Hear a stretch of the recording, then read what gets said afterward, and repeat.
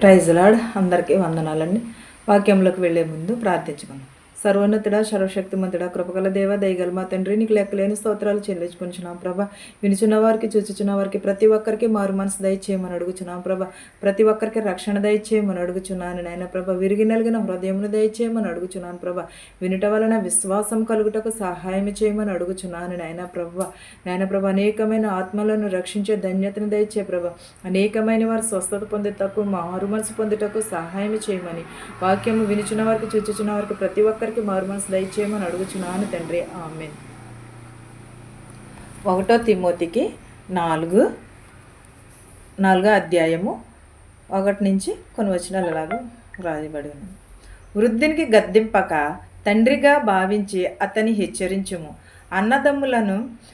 అన్నదమ్ముల వలలను తల్లులని వృద్ధ స్త్రీలను అక్క చెల్లెండ్రని పూర్ణ పవిత్రులతో వస్త్రహీనులను హెచ్చరించుము. నిజముగా అనాథులైన విధవరాండ్రను సన్మానింపుము. అయితే విధవరాలికైనను పిల్లలకు కానీ మనుములు కానీ మనవలకు కానీ ముది మనవలకు గాను వీరు మొదట తమ ఇంటివారి ఎడల భక్తి కనుపరుచుటకును, తమ తల్లిదండ్రులకు ప్రత్యుత్తరము చేయుటకును, అయితే నిజముగా అనాథ అయిన విధవరాండ్లను ఏకాకి అయి ఉండి దేవుని మీదనే తన నిరీక్షణించుకుని విజ్ఞాపనల యందును ప్రార్థనల యందును రేయింబగళ్ళు నిలకడగా ఉండుము.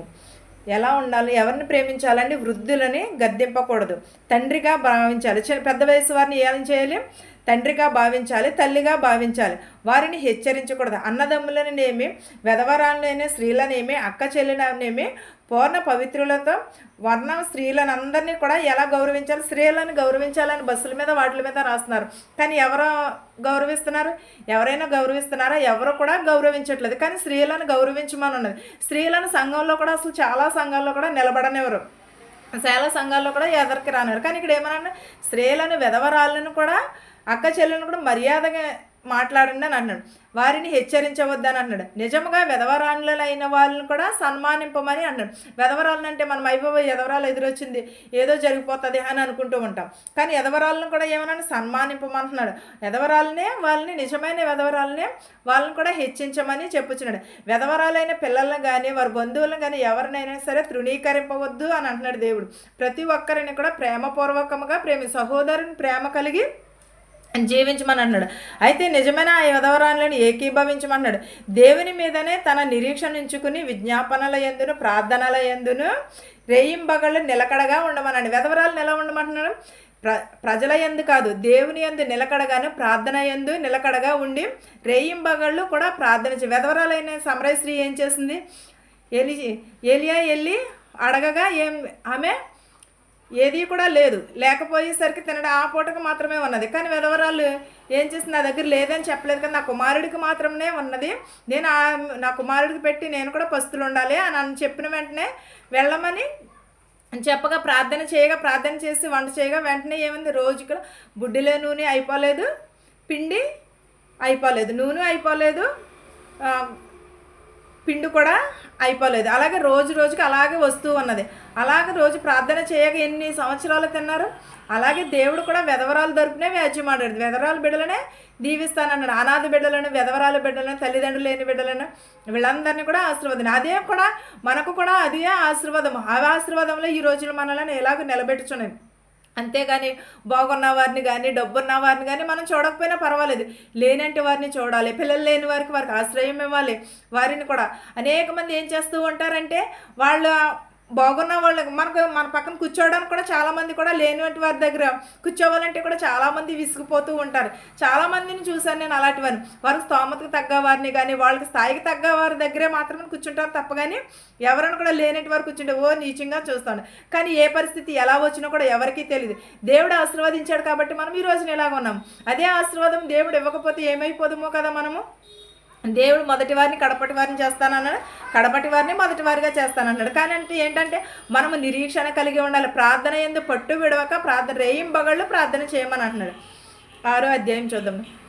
సుఖభోగముల యందును ప్రవర్తించినది బ్రతుకుచుండియు చచ్చినదై ఉండును. సుఖభోగములు యందు బతుకుచున్నాం మనం ఏమంటాం, చచ్చిన వాళ్ళతో సమానం అన్నారు. కానీ బేదలాజరు ఏం చేశాడు, అనేకమైన కష్టాలు పడ్డాడు, అనేకమైన బేదలాజరు అన్ని కూడా కష్టాలు పడ్డాడు. కానీ దేవుని రాజ్యంలో ధనవంతుడు వెళ్ళాడా, లేకపోతే బేదలాజరు వెళ్ళాడా? బేదలాజరే కదా వెళ్ళాడు. అలాగే ఈ లోకంలో మనం సుఖానుభవములను అనుభవించిన ఎడల దేవుని దగ్గర మనం ఎలా ఉంటాము, చచ్చిన వారి వలె ఉంటాము. వారు నిందారహితులై ఉంటారు. ఎలా ఉంటారు, దేవుని యందు నిందారహితులై ఉండినట్లు ఇలాగ ఆజ్ఞాపించుము. ఎవడైనను స్వకీయులను విశేషముగా తన ఇంటి వారిని సంరక్షింపకపోయిన ఎడల వాడు విశ్వసత్యము చేసిన వాడై అవిశ్వాసి కన్నా చెడ్డవాడై ఉండును. ఎలా ఉండును, ఎవడైనను స్వకీయలు చేసిన ఎడల తన ఇంటి వారిని సంరక్షించిపోయిన ఎడలవాడు విశ్వాసి అయి చేసిన ఎడల అవిశ్వాసిగానే ఉండినన్నాడు, చెడ్డవాడై ఉండిపోనన్నాడు. మనం నిజమే కదండి, మనం ఎవరమైనా సరే ఎదుటి వరకు మంచి చేసినా సరే మనము చెడు చేసేవాళ్ళే ఎక్కువ ఉన్నారు. మనం మంచిని చేస్తే మంచినే కోరుకోకూడదు. దేవుడు ఎప్పుడోకప్పుడు ఆ మంచి చేసినది ఎప్పుడు మేళ్ళు ఎప్పుడు కూడా తిరిగి మనకి ఇస్తూ ఉంటాడు. 60 ఏండ్ల కంటే తక్కువ వయసు లేక ఒక పురుషునికే భార్య అయి సత్క్రియలను పేరు పొందిన విధవరాలు పిల్లలను పెంచి పరదేశులను ఆతిథ్యం ఇచ్చి పరిశుద్ధుల పాదములు కడిగి శ్రమపడు వారికి సహాయం చేసి ప్రతి సత్కారమును చేయు రుణుకునేదైతే ఆమెను విధవరాండ్రు లెక్కలో చేర్చవచ్చును. ఎవరు ఆమె? 600 ఏండ్లకు తక్కువ వయసు లేక ఎక్కువ వయసు పురుషుడు భార్య చేసుకుంటే ఆమెని సత్క్రియల చేత తన విధవరాలు పిల్లలను పెంచిన విధానమును బట్టిని పరిశుద్ధులను ఆచరించిన దాన్ని బట్టిని ఆమెకేమైనా శ్రమ వచ్చును. కానీ శ్రమ పడినని సరే ఆమె సహాయం చేయమని అంటున్నాడు. ఆమె సత్క్రియలని చేతనే దేవుడు ఆమెను లెక్కలేనంతగా విస్తారంగా దీవిస్తానని అంటున్నాడు. అనేకమైన వాటి నుంచి దేవుడు తప్పిస్తూ ఉంటున్నాడు. కానీ మనుషులమైతే మనమైతే మాత్రం ఎంత నీచంగా చూస్తాము కదండి. దేవునికే నీచత్వం లేదు, దేవునికే అలాంటి స్వార్థం లేనప్పుడు మనుషులు మనమెంత. కానీ అలాంటి స్వభావమును కలిగి ఉండకూడదు కదా. ఎప్పుడు మనం ఏం కలిగి ఉండాలి, మంచి స్వభావమును కలిగి ఉండాలి. దయను కనికరం. ఈ రోజులో దయా కనికరము ఉన్నవారు ఎవరున్నారు? ఎవరిని కూడా దయా కనికరమును కలిగి ఎవరు కూడా లేరు.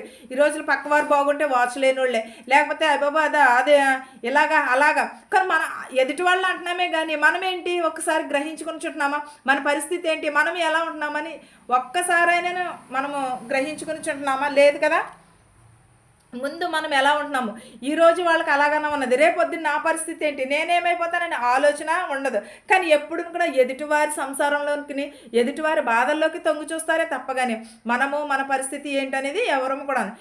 యవనస్తులైన విధవరాండ్రు లెక్కలో చేర్చవద్దు. యవనస్తులు చాలామంది ఈ రోజులో యవనస్తులు భర్తలు చనిపోతున్నారు, యాక్సిడెంట్ అయ్యో లేకపోతే. కానీ వాళ్ళని కూడా ఏమని అంటున్నాడు దేవుడు ఇక్కడ, వాళ్ళని విధవరాల లిస్టులో చేర్చవద్దని. 60 సంవత్సరాలు దాటిన వారిని మాత్రమే చేర్చమని చెప్తున్నాడు. కానీ యవనస్తులని విధవరాల లిస్టులో చేర్చవద్దని అంటున్నాడు. వారు క్రీస్తునకు విరోధముగా నిర్మాషుకులైనప్పుడు తాను మొదట విశ్వాసమును వదులుకున్నను తీర్పు పొందిన వారై పెండ్లాడు గోరుదురు. ఎలాగో క్రీస్తునందు ఏమై ఉన్నారు వీరు? వారు క్రీస్తునకు విరోధముగా నిరాకరులైనప్పుడు తమ మొదట విశ్వాసమును వదులుకుని తీర్పు పొందిన వారై పెండ్లు చేసుకోవచ్చు. చాలామంది కూడా యవనస్తులైన పెండ్లొద్దు, నేను ఎలాగ విసుకుపోయానని అంటూ ఉంటారు. కానీ ఏమన్నా ముందు విధవరాలు అయితే తర్వాత పెండ్లు చేసుకోవచ్చు అని ఇక్కడ స్వయంగా చెప్తున్నారు. కానీ విధవరాలని వయసులో ఉన్నప్పుడు మాత్రం యవనస్తులు మాత్రం విధవరాలు లిస్టులోకి తీసుకురాకూడదని చెప్తుంది. కానీ మనం ఎవరైనా ఒప్పుకుంటారు, అయ్యో శాస్త్రం ఒప్పుకోదు, ఇది ఒప్పుకోదు అని అంటూ ఉంటారు. కానీ ఇప్పుడు ఎవరు కూడా అలాంటి ఎవరు పట్టించుకోవట్లేదులేండి. కానీ ఇది వరకు రోజుల్లో అయితే చిన్న వయసులో పెద్ద వయసు గల వారికి పెండ్లి చేసేవారట. చేసి చిన్న వయసు అతను చనిపోతే ఈవిడిని కూడా కాల్ చేసేవారు అని అనేవారు. అవి అయితే మనకు తెలియదు కానండి. కానీ చెప్పుకుంటే వినడమే తప్ప కానీ మనం ఎప్పుడు కూడా మనం చూడలేదు, చూసిన వారు కూడా ఎవరు కూడా లేరు. ఎప్పుడెప్పుడో మనం పుట్టక ముందు అయ్యి ఉంటుంది. కానీ విధవరాలని ఏం చేయాలి? చేరదీయాలి. విధవరాల బిడ్డలనే చేరదీయాలి. దేవుడు విధవరాలనే ఆశీర్వాదిస్తానన్న. సారేపెత్తు విధవరాలు కనుక ఆ ఊరిలో లేకపోతే ఆ ఊరంతా కూడా రక్షణ పొందుతుందంటారా?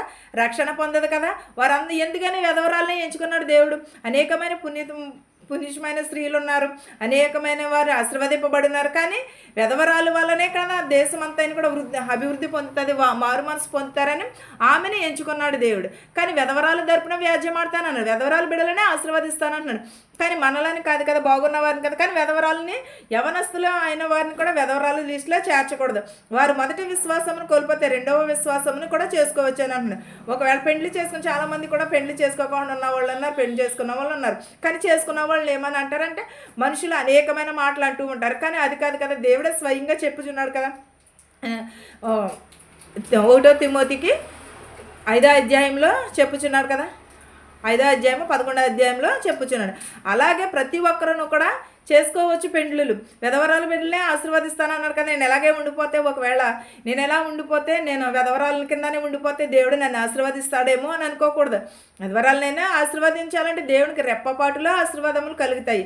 అలాంటి ఆశీర్వాదములు మీరు ప్రతి ఒక్కరూ పొందుకోవాలని అడుగుచున్నాను. ఆమేన్. ప్రార్థించుకుందాం.